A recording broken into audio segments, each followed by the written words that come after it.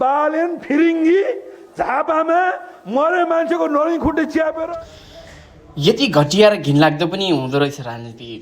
हे भगवान्, यो रवि र बालेन जब राजनीतिको यो महफिलमा आए, नेकपा एमालेको ज्वरो आइरहेछ। त्यसमाथि पनि महेश बस्नेत जतिको सोच्थ्यौँ हामी पनि नेकपा एमालेको राजनीति गरे मान्छे हो। महेश बस्नेतले हरेक कालखण्डमा गर्नुपर्ने ठाउँमा राम्रो गरे हो। तर अहिले जेएनजी आन्दोलनपछि अहिलेको अवस्था जाइलाग्ने खालको अवस्था होइन नि त।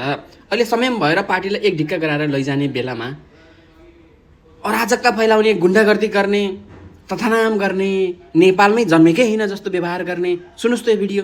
मान्छेको नरिङ खुट्टे बजाउँदै कुइँ गरेर आउँछ राति सबै सुतेपछि।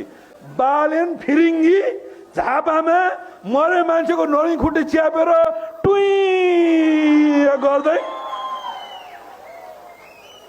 6 गते गएर जित्ने त्यति मूर्ख छन् झापावासी।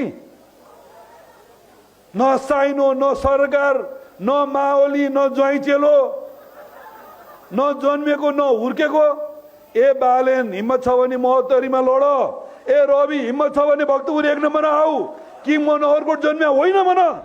आफूलाई बाघ सम्झिने त्यति सजिलै कसरी पराजित हुने भन्ने यो मानसिकताले गाँजेको यो महेश बस्नेतको दिमागमा ढेङ्ग्रो त ठोके। अब जनताले भोट ठोक्छन् अनि